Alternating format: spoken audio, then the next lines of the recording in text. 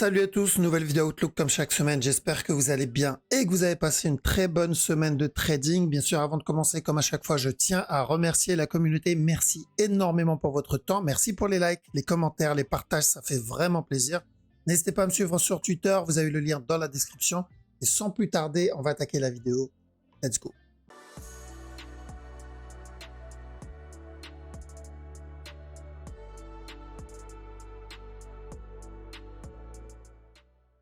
Alors, donc on va commencer avec le Bitcoin. Donc BTC, on est venu casser le précédent bas, c'est bon. Donc on a atteint les 56 518. On cherche toujours le regular flat, c'est-à-dire le A ici, un B. Donc maintenant, on attend que le C se termine. Est-ce que ça va se terminer maintenant ou est-ce qu'il va continuer à push encore un peu avant de donner son buy? Peu importe, on sait que à chaque nouveau plus bas, à partir du moment où on a cassé ce bas-là, on va privilégier des buy setup. C'est pas c'est pas le bon moment de rentrer en trading encore. Il n'y a pas de setup.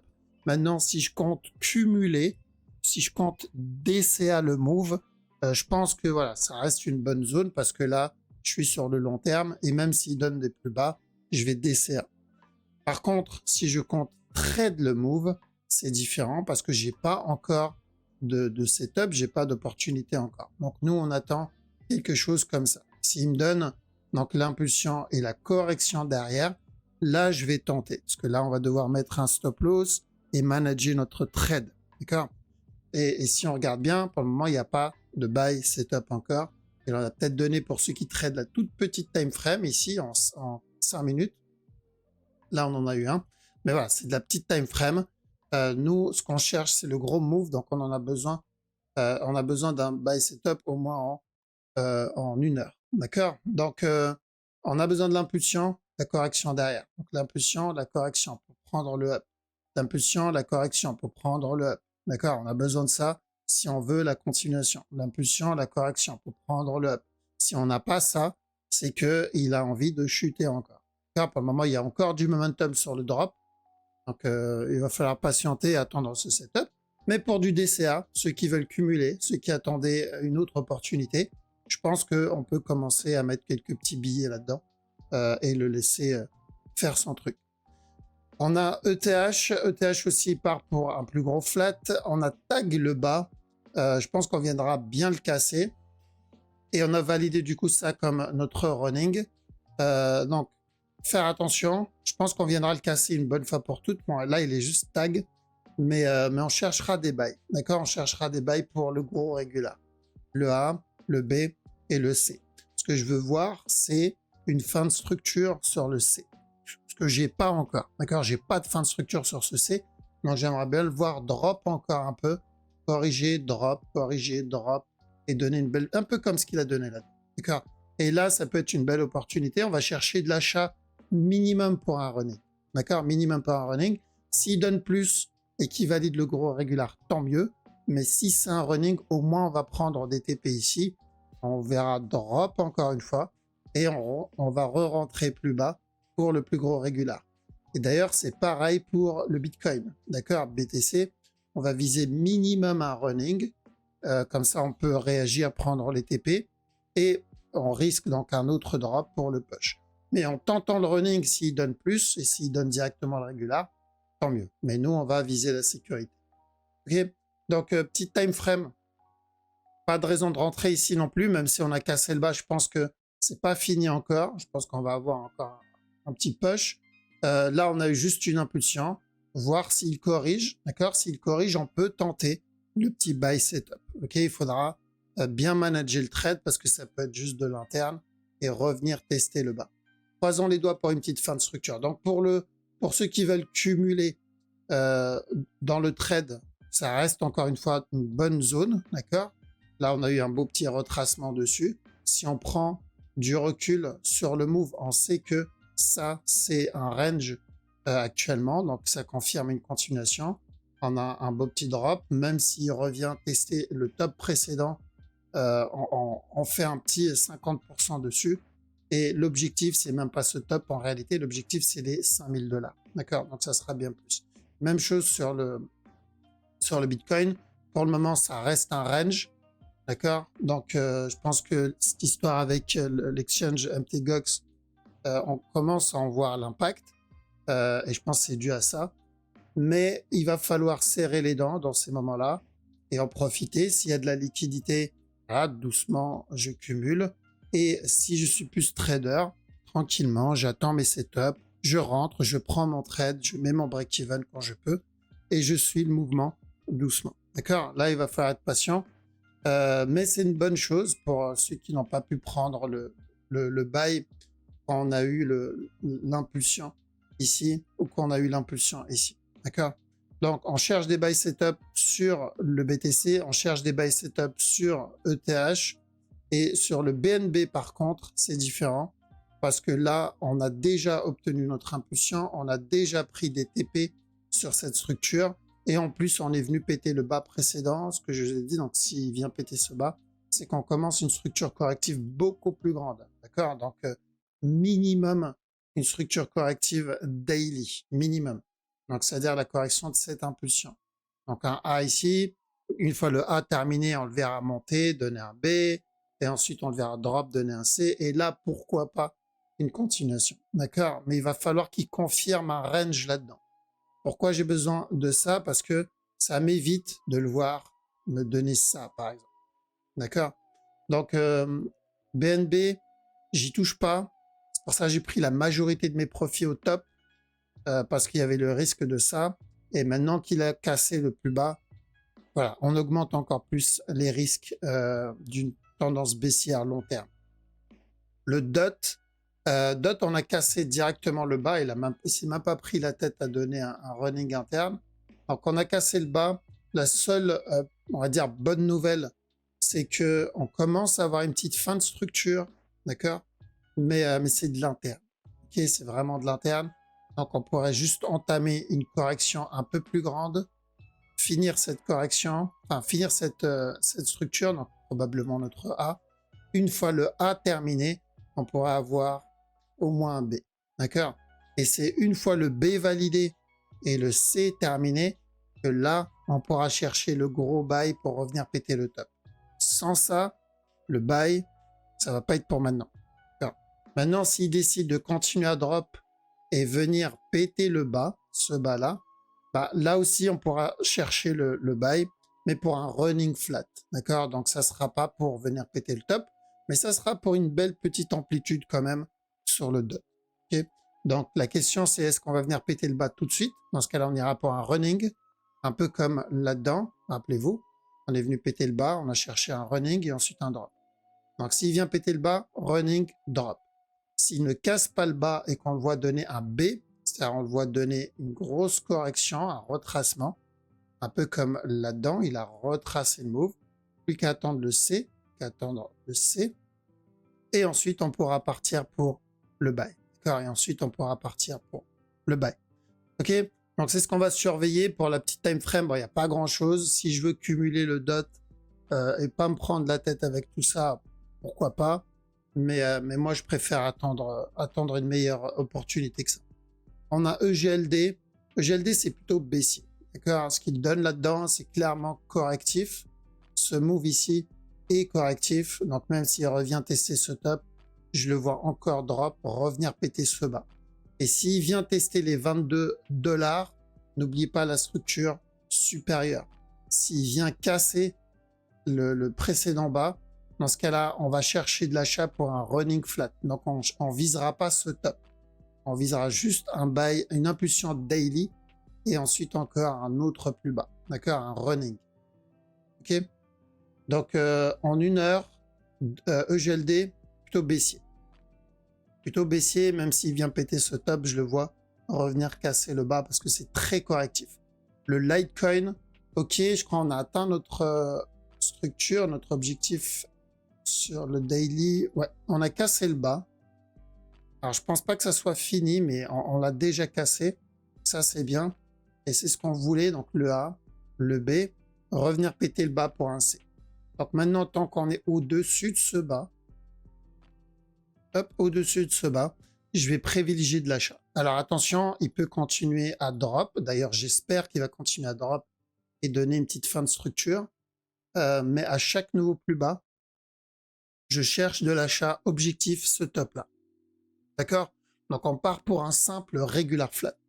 S'il y a une grosse impulsion et qui vient péter ce bas-là, on ira pour un running flat. Donc ça sera toujours de l'achat, mais l'objectif, c'est l'objectif qui va changer. Mais pour le moment, on n'en est pas là, donc il faudra faire attention à un régular. D'accord? Attention, le C, je pense pas qu'il soit terminé, mais on commencera à chercher des buy setup pour le C. On a le sol. Le sol, bizarrement, lui, il n'a pas encore cassé le bas, et c'est ce qu'on veut, d'accord? On veut qu'il vienne nous donner le C, donc ça c'est le A, ça c'est le B, ça c'est le C qui est en cours, et le fait qu'il retrace autant, donc il a validé le potentiel running en interne, donc le fait qu'il retrace autant augmente encore plus les probabilités qu'il revienne péter le précédent bas. Donc les 116 $, c'est toujours notre objectif. Une fois ce bas cassé, là on peut commencer à chercher du buy sur le sol. On a le VET aussi. Alors le VET, le move reste très agressif. Dans les précédentes vidéos, de toute façon, on avait vu que ça, c'était plutôt baissier. D'accord? Correction, même s'il donne un nouveau plus haut là-dedans, ça reste baissier. Et maintenant que le bas est cassé et qu'on prend du recul, on voit bien que le move est très agressif. Il est très agressif et en plus de ça, on n'a toujours pas obtenu notre B. Car on est sur un double A ici. On a le A là et on a un A ici. Donc la question c'est, est-ce qu'on va avoir le B, le C et ensuite le buy, ou est-ce qu'on va avoir un running flat? Et dans ce cas-là, ce A va venir péter ce bas-là. Et ensuite, on cherchera de l'achat pour un running. Donc c'est la même analyse que pour le DOT. On va avoir besoin d'un B si on veut acheter le VET sur le long terme. Maintenant, si je veux cumuler et que je m'en fous d'attendre l'opportunité, c'est-à-dire d'un régular ou d'un running, parce que je sais que ça soit l'option 1 ou l'option 2, ça reste intéressant.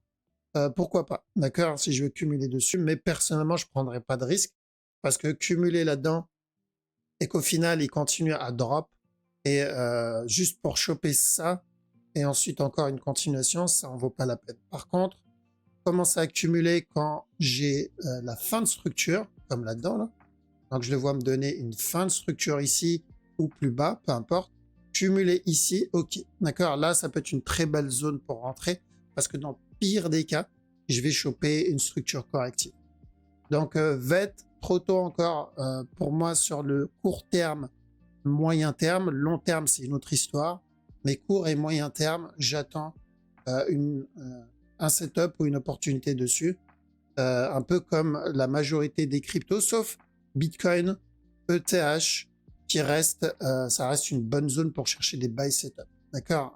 Donc BTC, ETH, on privilégie de l'achat dessus. On est sur un beau petit regular flat daily. Ici, c'est ce qu'on voulait. On voulait un range. Plus le range dure longtemps, plus l'impulsion sera intéressante. Maintenant, quand cette histoire avec MTGOX, quand ils auront fini de vendre, ça, c'est la question. Et tant qu'on n'a pas secoué l'arbre suffisamment encore, voilà, on pourra avoir quelques petits drops en 1 heure ou en 4 heures maximum. Mais long terme, prenez du recul. Le mouvement reste encore un range, que ce soit EGLD, que ce soit BTC. On est dans un range, donc ça reste encore haussier. Faut juste être patient, en profiter s'il y a un peu de liquidité, mettre quelques billets dessus. Sinon, setup, comme on l'a déjà fait plusieurs fois, et on surveille la structure 1 heure. D'accord? Si on doit avoir un setup, ça se fera en 1 heure. Et si vous êtes à l'aise avec les plus petites time frames, ok. Mais voilà, il va falloir surveiller de près pour ça. Ok, voilà, donc on a fait le tour sur la crypto. Donc pas de changement sur le gros move. On cherche toujours le buy. On attend juste le petit setup. En tout cas, ce qui concerne BTC et ETH.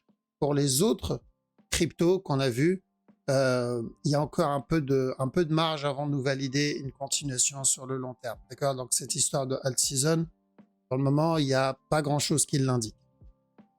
On va attaquer le Forex. Donc Forex, en 4 heures haut de CHF, je pense qu'on est en train de valider notre B, ou en tout cas le départ d'un B. Donc ce mouvement-là. Donc j'aimerais bien voir une petite correction si je veux avoir le push. D'accord? Et je ferai attention à un flat plus tard. Parce que si le running, il l'a déjà fait, si on a déjà fait le running, ce mouvement-là, il est censé corriger. Maintenant, si le running, il est en train de le faire, d'accord, à ce moment-là, il faudra faire attention. Une fois le top cassé, on aura un gros drop avant la continuation. Mais j'irai pour un regular flat un peu plus grand. On a aussi OGPY, toujours pas de retournement sur l'OGPY. Et je pense qu'on reviendra péter ce top encore une fois. Hop, venir péter ce top encore une fois. Potentiellement pour un A ici, un C là-dedans et cassure du top. Donc pas de raison de vendre le OGPY encore. Même chose ici. Il y a peut-être un running qui se prépare là-dedans. Donc revenir péter le top. D'accord. Et sur la grosse time frame, donc on voulait la cassure de stop là, rappelez-vous, pour un flat. Donc c'est fait. Par contre, attention à celui-là, ce A, le B, un C, et ensuite encore un push. Donc il y a un running qui se prépare. On a 4 CHF. Alors on a peut-être commencé le départ d'une structure corrective. D'accord. Donc potentiellement un A ici. On va voir le B, et ensuite encore un push. D'accord. Donc, on va corriger toute l'impulsion qu'on a obtenue là-dedans. Et une fois la correction obtenue, on pourra chercher le buy pour venir valider ça. C'est toujours notre régular d'origine. Hein, donc, on va venir péter le top.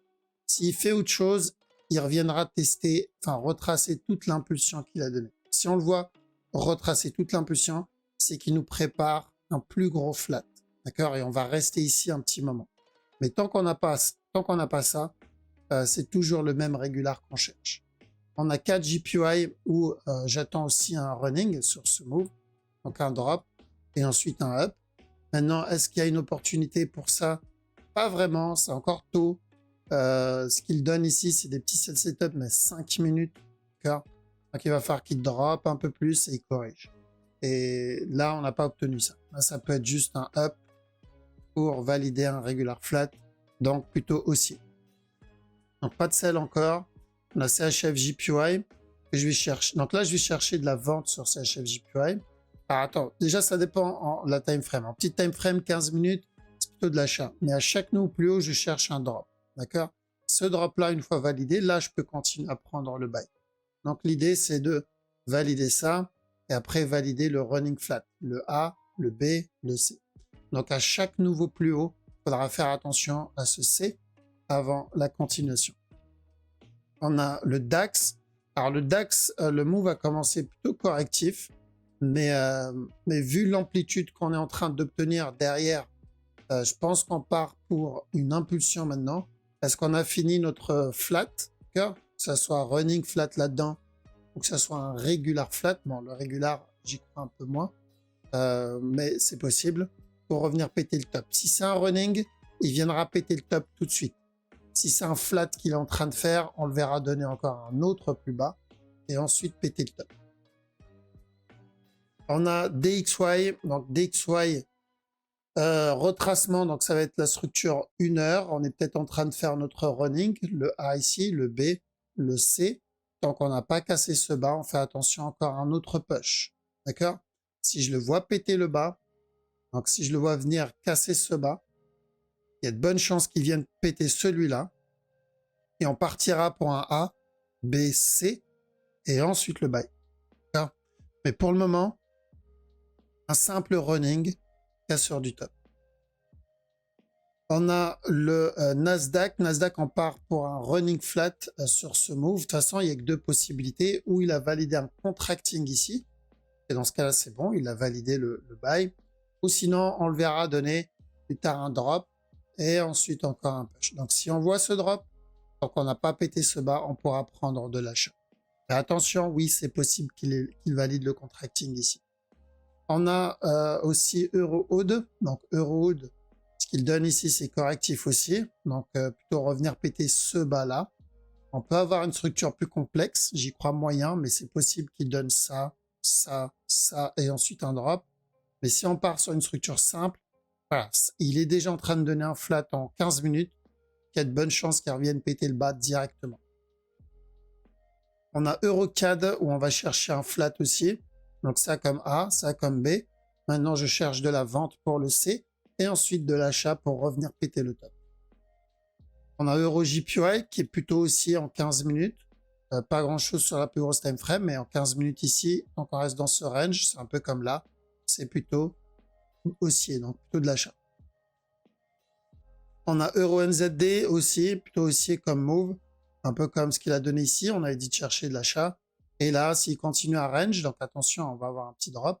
Mais tant qu'on reste dans cette zone, on peut chercher encore un autre push. Par contre, si on le voit s'éloigner, c'est qu'il est en train de commencer un flat un peu plus grand que prévu. Mais pour le moment tel quel, faire attention au petit régular 1 heure. Alors, il y a EURUSD. Donc, EURUSD, tant qu'on n'a pas pété ce top, il y a toujours le risque d'un running. D'accord? Si c'est un running, il est censé revenir péter ce bas. Je le vois un peu trop nerveux pour ça, mais c'est possible. La grosse time frame, donc on voulait aussi celui-là, mais il faudra qu'il vienne péter ce bas. C'est bizarre qu'il revienne tester quasiment plus de la moitié du drop, alors qu'il est en train de faire un running. Mais tant qu'on n'a pas pété le top précédent, on peut pas supprimer la possibilité du running. D'accord? Donc là, nous, on cherchait un buy, et ensuite on a dit de faire attention à ça, et après le running flat. Mais vu l'amplitude, on peut se dire attention, il est peut-être déjà en train de faire ce running. Alors, ça me semble dégueulasse hein, comme running, attention. Mais s'il vient péter le top, au moins, on sait qu'on prépare un plus gros flat là-dedans. S'il vient casser le top, on sait que ce mouvement qu'il est en train de faire, c'est plus un B. On pourra avoir ça et ça derrière. GBP Aude, ça va être plus sur l'interne parce que sur le gros move, c'est encore baissier. Revenir péter ce bas, parce qu'on l'a pas encore cassé. En 1 heure, un petit flat qui se prépare. Donc, tant qu'on n'a pas cassé ce top, ici, il faudra faire attention pour avoir un up et encore un drop derrière pour un regular flat. Donc, on veut qu'il vienne péter le bas 4 heures. Alors, ici, on n'a pas eu, quoique, on a déjà eu le regular ici. Et on veut le B. D'accord? On sait qu'on veut un B. On a eu ce drop ici, un up avec un beau petit buy setup. Up ici, je vais considérer comme faisant partie du B. Tant qu'on n'a pas cassé ce top, on fera attention ensuite à un drop. Alors, revenir péter le bas. GBP JPY, alors toujours pas de signe d'un C. En interne, plutôt haussier, mais je crois qu'il a déjà cassé le top. Ouais, je pense qu'on viendra bien le péter, parce que ça, c'est correctif. Donc, plutôt de l'achat. Pas de raison de vendre sur cette structure. Il va falloir une impulsion un peu plus importante que ça. Ici, je pourrais avoir un petit sell. Et on pourrait tenter d'ailleurs le sell, au moins pour ce régular. D'accord? Donc, si on reste dans cette zone, si j'ai des sell setup, je tente pour revenir péter le bas. On a ensuite GBP USD, ou belle petite fin de structure en interne. Par contre, je pense qu'on viendra casser le top, vu l'agressivité du move. Donc ça, finir comme un B, venir péter le top et on cherchera un drop plus tard pour un running. Sinon, on va avoir un drop d'abord, un up et ensuite le running. Donc attention ici, s'il revient tester le bas, on pourra partir pour le regular flat 1 heure. NZD USD cherche juste une correction et ensuite encore un drop. NZD CHF, ça va être à peu près la même chose. D'accord? Je cherche juste la fin de cette structure corrective. Et ensuite, pourquoi pas un drop pour valider un regular flat 4 heures, voire daily. NZD JPY, j'attends la fin de cette structure. J'attends le petit C et ensuite encore un push. D'accord? Rentrer ici, on peut prendre les buy setup. Il y a eu des buy setup, c'est pas le problème. Vous vous rappelez, on avait cherché de l'achat, nous, ici. Il y a eu de l'achat ici.